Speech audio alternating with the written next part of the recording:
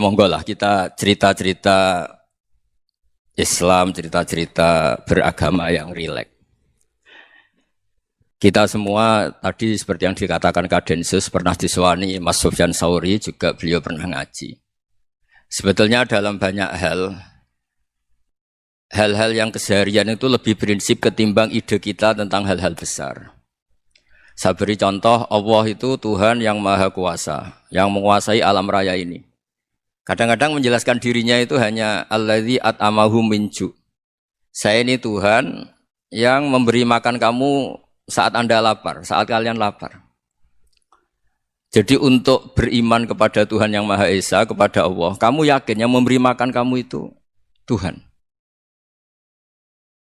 Apapun kecewanya Anda terhadap tetangga, terhadap negara, terhadap mertua, terhadap istri, itu kecewa Anda tidak akan mati. Tapi kalau tidak makan itu mati. Sehingga Allah mensifati dirinya kadang pakai keseharian. Alladzi at'amahum min ju'. Tuhan itu siapa? Yang memberi makan kamu ketika lapar. Tapi kamu untuk syukur itu nunggu punya istri cantik, neriman, gampang diatur, membolehkan poligami. Terus 4 istri itu neriman semua, loyal semua. Itu sombong betul. Mau syukur saja kok repotnya seperti itu. Jadi mau syukur ya ada makanan dimakan. Itu. Kalau ngantuk ya tidur. Ayatnya wa min ayatihi manamukum billaili wan nahar. Maksud ayat Allah itu tidur. Nah, keangkuhan-keangkuhan ini yang menjadikan kita itu jadi repot hidup. Wong untuk syukur kok nunggu tadi. Mertua baik, tetangga baik, istri baik. Apa saja di sekelilingnya harus baik. Nah, keinginan berlebihan ini menjadikan kita lupa ada hal-hal yang paling kita butuhkan, yaitu oksigen. Kita boleh nempat di buminya Allah. Alladzi ja'ala lakumul ardo firasya. Bumi kamu tempati enak. Coba kalau gempa. Apa artinya istri 4 cantik semua kalau pas digoyang apa? Gempa. Apa artinya kamu jabat? Entah apa saja jabatannya. Kalau bumi likuifaksi, habis kamu. Kiai meskipun dai kondang umatnya jutaan, kalau likuifaksi di panggung hancur. Tapi nikmat-nikmat yang disebut Allah seperti kita kaji keseharian. Alladzi ja'ala lakumul ardo mahda.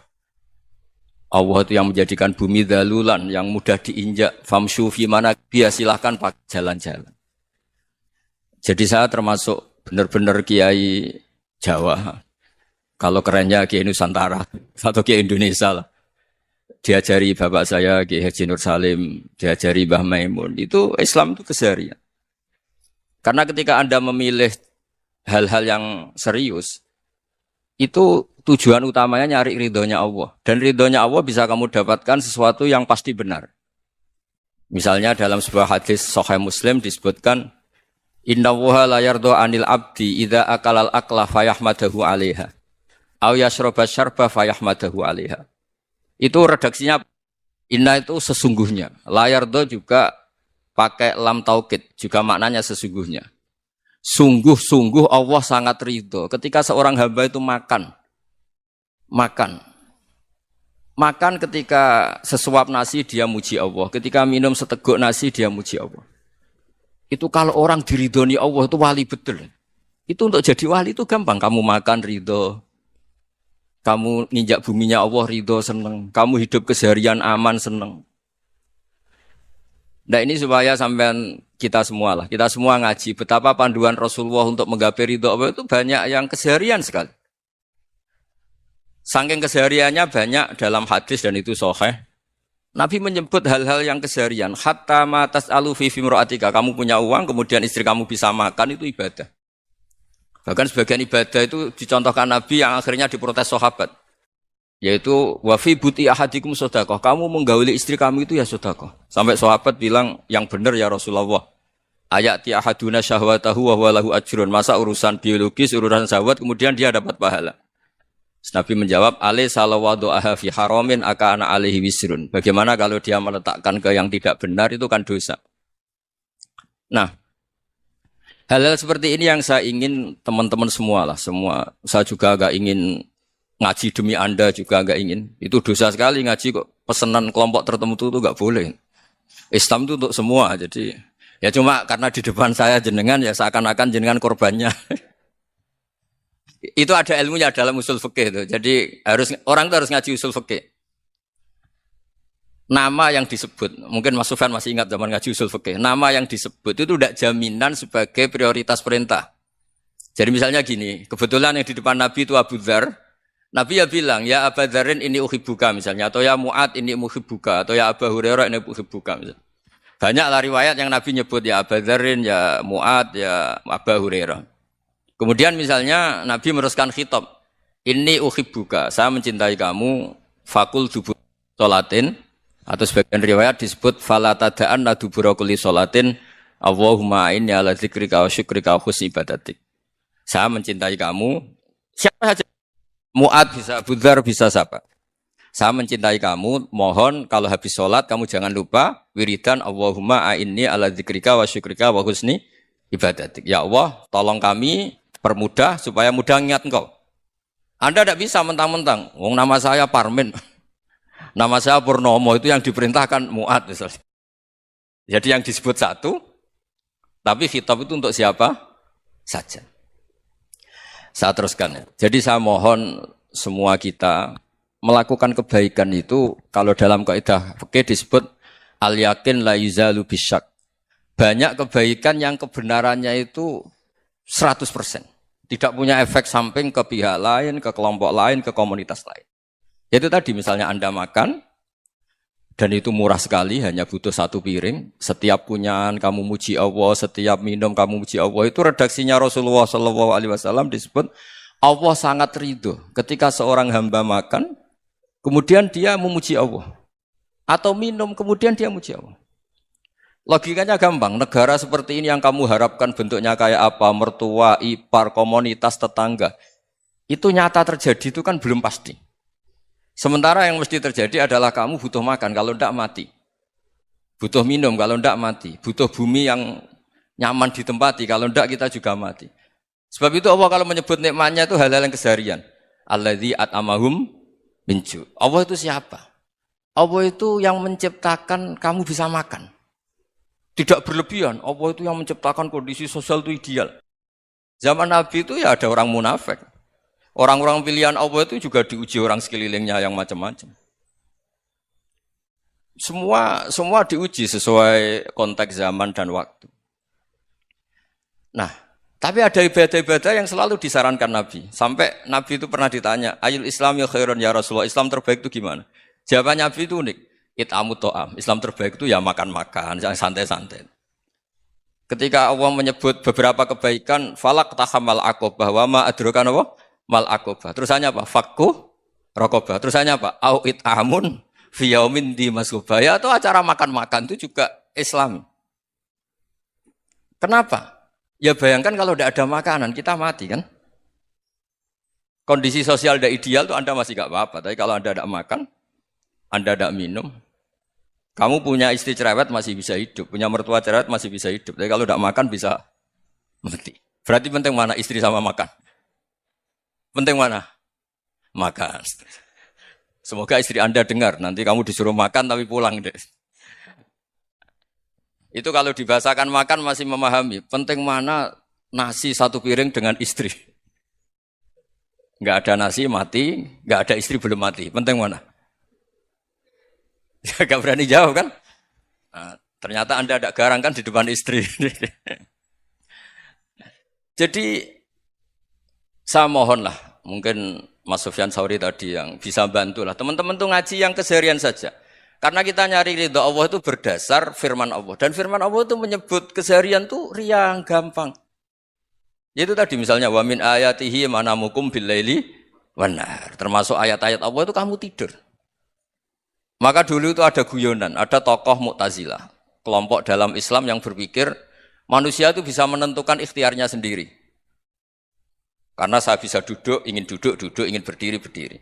Karena kelompok ini enggak terima kalau semua kehendak Allah, nanti bagaimana kalau semua kehendak Allah kok ada hisab, ya ada sanksi. Lucunya itu, dia akhirnya, ini cerita ya, mencintai seorang perempuan, cantik sekali. Dan itu dia menjadi ahli sunnah itu oleh hal-hal yang sepele. Karena istrinya cantik, ya namanya suami istri itu hubungan intim. Terus ditanya, Mas, masih ingin lagi? Masih. Silahkan diulang lagi. Wah ya tidak bisa. Katanya manusia bisa menentukan yang inginkan. Itu tobat itu. Itu nggak bisa ditobatkan Mas Sufyan Ats-Tsauri. Orang cantik yang mudah nobatkan orang itu orang cantik. Segampang itu. Akhirnya kita tahu, makanya kalau dalam kitab Hikam itu disebut al-aqil mayyakul madza yaf'alu wa hubi wal ghafil mayyakul madza af'al. Orang yang punya akal karena sadar ini wilayah Allah, semua milik Tuhan. Itu dia tiap hari berpikir, besok Allah akan melakukan apa terhadap dunia ini. Kamu merencanakan sesuatu mau plesir ternyata gempa. Mau wisata ke Rusia ternyata perang. Kamu tidak pernah tahu apa yang akan terjadi besok. Wa ma tadri nafsum madza taksibu ghada. Tapi Anda semua kita ini sering punya jadwal permanen. Makanya saya kalau diundang siapa saja, sana takdir.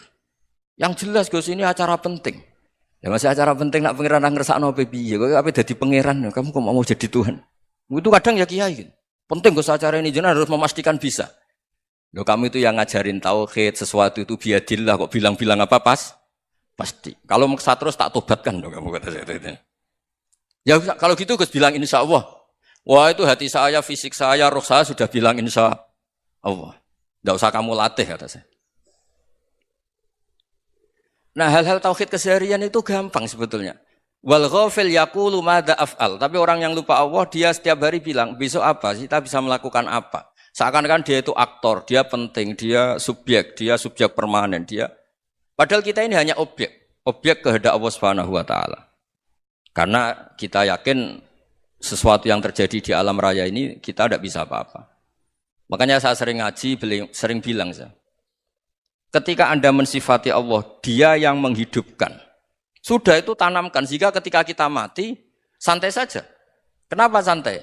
Allah punya cara menghidupkan kita. Zaman kita hidup juga gak tahu caranya ngelola jantung, ngelola paru-paru. Kamu juga gak tahu ngelola oksigen yang tidak beracun, tidak ngandung polusi. Tahu-tahu hidup. Gak ingin tua ya tahu-tahu tua. Gak ingin mati tahu-tahu mati. Selama ini kita hidup juga gak tahu apa sebetulnya. Hanya gaya tok, punya jadwal, punya planning. Kalau kamu bisa menentukan pilihan Anda, pasti Anda istrinya cantik, 4 neriman semua, kona'ah semua. Nyatanya enggak kan? Ada 1 jelek, cerewet. Wah itu kan, nyatanya enggak bisa apa-apa Anda kan? Dan kamu bawa mati lagi. Itu kan istri Anda juga gitu, punya keinginan punya suami yang ganteng, yang jabat, yang neriman, yang enggak poligami. Ya enggak kesampaian juga. Kalau kita ngitung tingkat kegagalan kita itu gagal terus. Ya kan? Nah, terus ingat Allah. Madza yaf'alu wa hubi. Orang yang punya akal selalu berpikir Allah itu menghendaki apa terhadap saya. Lalu sama-sama orang itu. Ngelihat orang yang serius, itu kata Anda itu pemikir berat, serius. Senang punya tokoh yang merengut karena kamu anggap serius. Tapi sebagian orang anggap orang yang serius itu wong merengut, wong masam, wong muka kok ditekuk. Jadi sama itu hati ya muqallibal qulub tsabbit qalbi ala dini, karena kita enggak tahu cara berpikir kita tentang orang lain, tentang sekeliling kita. Misalnya kita orang baik yang jenis ngrumat fakir miskin. Ada orang bangun masjid mewah itu janggal. Apa artinya masjid mewah kalau banyak orang kelaparan? Tapi kalau yang jenis pendidikan apa artinya masjid mewah kalau tidak bisa ngaji? Nanti yang jenis infrastruktur apa artinya ini kalau semuanya punya sudut pandang yang berbeda-beda. Dan Islam mengapresiasi semua kebaikan. Tapi katakan semua kebaikan itu adalah kehendak Allah Subhanahu wa taala. Karena apapun baik Anda itu pakai fasilitas yang diberikan oleh Allah Subhanahu wa taala. Sehingga ini yang disebut qulillah tsumma darhum fi khawdihim yal'abun. Ya kembali tadi ke tema-tema bahwa keseharian Anda ini sudah Islami. Saat Anda tidak bisa melakukan apa saja. Saya sering ada jenazah, biasanya kalau tetangga meninggal saya sering disuruh ngelepas. Saya bilang orang ini baik. Karena sering ngelamun di rumah, sering nganggur di rumah. Ditanya sama anaknya, kenapa Gus nganggur baik? Ya kalau dia nganggur artinya juga enggak berbuat sesuatu yang maksiat kan? Ya kan? Orang nganggur di rumahnya ya tidak bunuh orang, tidak maling, tidak korupsi, ya namanya nganggur di rumah. Lah cuma istri cara pandang nganggur gak menghasilkan uang gitu. Tapi juga gak menghasilkan kriminal kan. Jadi sebenarnya Islam itu makanya kalau sampean ngaji usul fikih itu ada kitab usul fikih namanya Lubul Usul. Itu terkenal sekali di pesantren itu. Itu kalau ngapresiasi keseharian itu luar biasa. Izma min mubahin illa wa yatahaqqaqu bihi tarku haramimma. Karena keseharian yang mubah saat Anda lakukan itu ada kehebatan yang luar biasa, yaitu meninggalkan haram. Makanya dulu banyak orang-orang alim ketemu temannya itu guyon sampai semalaman. Itu biasanya yang semangat Islam. Itu kiai kok tidak tahajud, kiai kok tidak witir. Orang yang sedang mapan uangnya banyak, malam itu tidak kelayaban itu sudah luar biasa. Melawan nafsu supaya tidak maksiat itu sudah luar biasa. Supaya lupa guyon sama temannya semalaman sampai subuh. Gejolok-gejolokan ngenang zaman miskin, zaman kuliah nggak jelas, zaman apa. Melihatnya jangan tarkut tahajud. Seperti ini meninggalkan tahajud, tapi meninggalnya ini talkul muharramat. Jadi kayak apa hebatnya?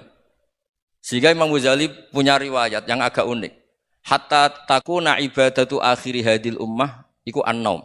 Sehingga suatu saat ibadah terbaik umat ini itu tidur. Itu kan riwayat kontroversi. Ketika Imam Ghazali ditanya, kenapa iya? Kenapa kamu mulai keluar dari rumah itu sudah banyak maksiat? Melihat perempuan yang enggak mahram, melihat fenomena. Tapi kalau kamu tidur itu enggak melihat apa-apa. Tapi juga kamu jangan nganggap tidur itu ibadah betul. Saatnya melakukan fardu ain malah masih tidur. Tapi itu sudut pandang yang menjadikan kita Islam itu gampang. Jadi saat Anda tidak bisa aktivitas apa-apa, misalnya ada beberapa orang yang lumpuh. Lumpuh itu memang nggak bisa Jumatan, nggak bisa ibadah, tapi dia juga nggak bisa maksiat. Tidur itu memang Anda saat itu tidak bisa tahajud, tidak bisa witir, tapi saat itu ada zina, ada maling, tidak gosipkan orang, tidak bully orang, tidak menanamkan kebencian, tidak hasud. Sehingga tidur menurut Allah Ta'ala wa min ayatihi manamukum billaili apa? Wanahar. Karena di tidur itu selain ada unsur istirahat, jaga kestamina, juga ada unsur meninggalkan beberapa keburukan. Nah saya mohon ibadah yang keseharian ini kita jaga. Supaya kita semua baca ayat itu fasih. Fasih itu tertanam di hati. Allah itu siapa? Alladzi at'amahum min ju'i wa amanahum min khauf. Dan Allah kalau cerita di Quran itu anna sababnal ma'a sabba tsumma syaqaqnal ardha wa syaqqa fa ambatna fiha habba wa inaba wa qadba wa zaituna wa nakhla wa hada'iqa hulba. Kamu tahu saya ini siapa kata Allah? Saya ini adalah Tuhan yang menurunkan air, kemudian ada tanaman banyak. Habba wa inaba wa qadba, ada zaitun, ada tin, kalau orang Jawa mungkin ada tela, ada padi, ada mangga, ada pisang. Sudah. Wa inaba wa zaituna wa nakhla wa hada'iqa hulba, ada perkebunan yang lebat. Tujuannya apa? Mata Allahkum, silahkan kamu pakai, kamu nikmati. Tapi karena kadang kita ini punya ide-ide besar. Tadi untuk syukur saja nunggu punya istri riman, rumah baik, tetangga baik, komunitas baik, semuanya baik baru syukur. Lama-lama nanti ada di surga, syukurnya nunggu surga paling kelas A. Itu sudah ada yang menghuni Rasulullah, kamu enggak boleh di situ. Masa untuk syukur saja? Repotnya Masya Allah. Jadi mohonlah Quran yang kalau Anda hafalkan juz sama itu kan ada ayat-ayat yang kayak tadi. Ya, fal yang dzuril insanu ila ta'ami. Coba lihat apa yang kamu makan ya, dari mana? Dan untuk mempertahankan hidup kamu keseharian. Jadi jangan kira ibadah itu harus membentuk komunitas yang versi Anda. Ibadah itu harus hal yang mulu-mulu. Kesehariannya Anda alami. Loh ini saya tidak bikin-bikin. Saya ngaji bukan karena berdasar pesanan.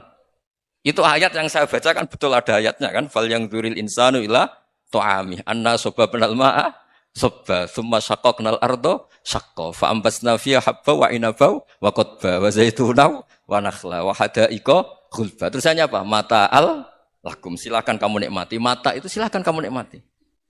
Ya kayak sampean dikasih hidangan ya makan. Ya sudah makan. Habis makan ya minum. Habis itu ngantuk ya tidur. Ya sudah normal-normal saja. Kayak apa indahnya Islam. Tapi Anda mencari Islam yang gimana lagi? Nah itu yang diajarkan guru-guru kita, diajarkan sanad kita sampai Wali Songo, sampai Rasulullah SAW. Bahwa pada akhirnya ada jihad, ada perang. Itu dulu memang perang, bukan membunuh. Beda. Dulu kita dijajah Belanda ya perang. Dan itu normal karena kita dijajah. Jadi ketika orang lain ingin baik sama kita, wa in ahadum minal musyrikin astajaroka ya fa'ajirhu hatta yasma'a kalam Allah. Kalau mereka ingin baik ya kita baik.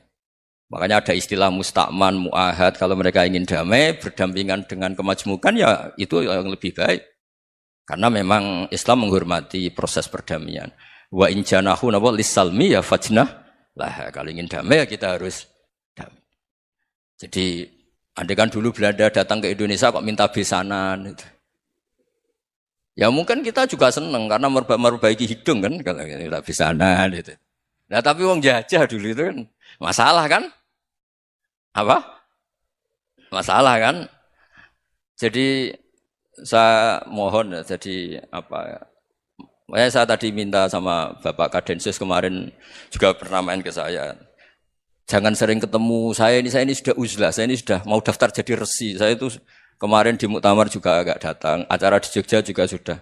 Karena memang keluarga saya dulu itu bahasa ya, bapaknya bapak saya itu enggak keluar rumah itu puluhan tahun. Memang punya adat uzlah. Ya makanya ngaji aja yang gampang-gampang aja, yang enggak orderan, enggak pesenan ngaji aja dulu yang gampang. Saya ikhlas, yakin betul saya ikhlas. Ikhlas itu menurut saya itu roh. Orang enggak ikhlas itu menurut saya itu orang aneh. Ikhlas itu gampang, sudah saya bilang. Kalau kamu yakin ilmu itu milik Allah, ngasihkan juga ikhlas itu milik Allah. Apa sih yang kamu punyai sehingga kamu tidak ikhlas? Uang milik Allah, energi kita milik Allah, bumi milik Allah. Kemudian kamu merasa memiliki. Merasa memiliki itu kalau dalam ilmu tasawuf sudah kesalahan kan. Bagaimana Anda punya? Coba tahu-tahu tanah itu kok milik Anda. Karena saya beli, saya beli dari orang, dari Zaid. Padahal yang asli punya itu Allah. Apa benar kamu pernah beli sama Allah? Zaid ini pemilik nisbi, pemilik yang enggak sebenarnya kan. Ya enggak? Yang benar-benar pemilik itu Allah. Kok kamu ngerasa itu bumi kamu itu atas nama apa? Coba. Milik kan harus beli atau dikasih. Enggak semua kan?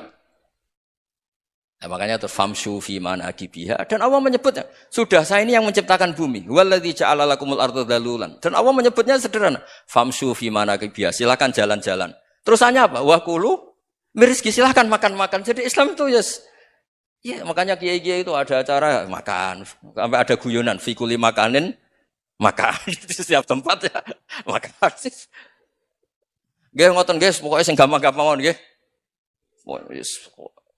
Nggih Mas Sufyan nggih sing gampang-gampang mawon nggih. Assalamualaikum warahmatullahi wabarakatuh.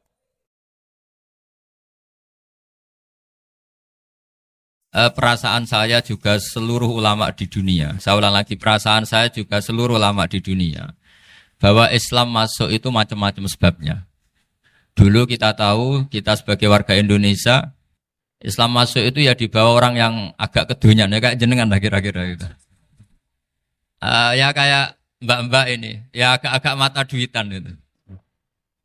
Karena kita tahu rata-rata ahli sejarah mengatakan Islam di Indonesia dibawa kiai apa pedagang. Pedagang itu nyari uang apa nyari dakwah kira-kira. Ya semoga Anda mirip-mirip seperti itu. Ya jadi nyari uang karena ada nurani Islam sehingga tetap saja membawa Islam. Saya tidak tahu Islam Anda ala apa, tidak tahu. Pokoknya mau ngaji ya berarti Islam ala ahli sunnah apa? Wal jamaah. Jadi ini penting saya utarakan bahwa Islam itu agama yang mudah difahami. Sehingga dibawa pedagang saja ya kasil. Gitu. Dibawa orang yang kedonyan gak jenengan juga kasil. Gitu. Dibawa orang baik ya kasil, dibawa orang broken juga kasil. Ini penting saya utarakan karena saya ngaji di mana-mana bilang ciri utama kebenaran absolut adalah kebenaran yang bahkan orang gak benar saja bisa bawa.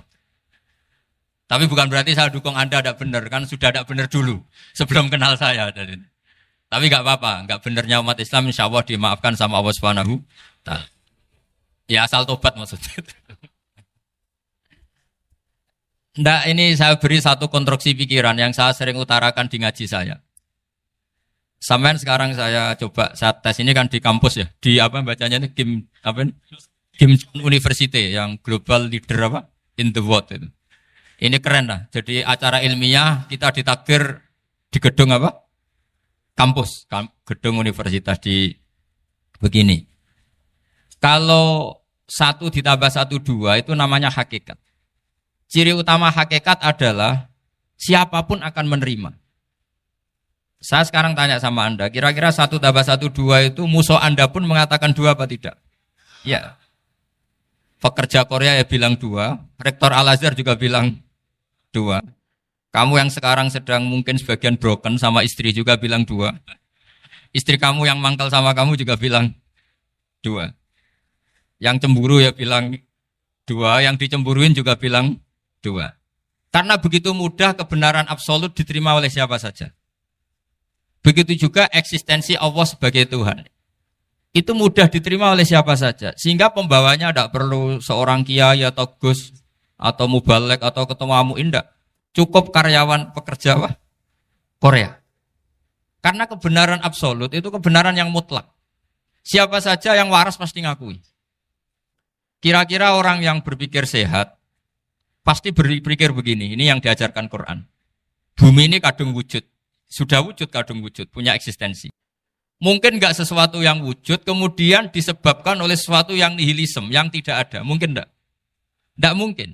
Yang namanya penyebab itu harus sesuatu yang wujud. Di mana-mana penyebab itu harus punya eksistensi. Karena langit dan bumi ini kadung wujud, pasti penyebabnya adalah wujud. Karena wujud penyebab harus bersifat super. Lah bersifat super ini oleh ulama dikatakan wajibil wujud. Itu akal siapa saja akan nerima. Cuma kemudian setelah nerima itu orang macam-macam cara berpikir. Mungkin orang Jawa dulu bilang itu Sahyang Widi. Kalau orang sini mungkin bilang apa itu? Dewa atau apa ya? Enggak tahu saya itu. Karena itu yang teman sampean, enggak teman saya itu. Tapi yang jelas begini, ini konstruksi ini harus kita jaga. Nanti saya bacakan teks hadisnya. Kebenaran sejati, ciri utamanya adalah ada absolutisme, ada kebenaran mutlak. Ciri utama kebenaran mutlak adalah diakui bahkan oleh siapa saja. Termasuk oleh orang fasik. Orang fasik itu orang enggak benar. Misalnya ada imam masjid besar Istiqlal, ditanya 1 + 1 bilang apa? 2. Nanti kira-kira yang lonte juga bilang apa? 2. KPK juga bilang koruptornya yang ditangkap 2. Nah, eksistensi Allah sebagai Tuhan ini kebenaran yang absolut. Maka agama ini juga boleh diterima oleh siapa saja, termasuk oleh orang fasik, orang nggak jelas. Ini penting saya utarakan karena sekarang marak kelompok yang mengatakan orang Islam kalau zina menjadi tidak muslim, orang Islam kalau korupsi menjadi tidak muslim. Salah sedikit tahlilan jadi kafir, percaya wasilah jadi itu tidak benar seperti itu. Karena kebenaran eksistensi itu kebenaran yang nggak bisa diganggu gugat. Seperti Anda ini kan warga Indonesia. KPK ya warga Indonesia, koruptornya juga warga. Apa setelah dia korupsi lalu tidak warga Indonesia? Tetap warga. Orang yang meyakini kalimat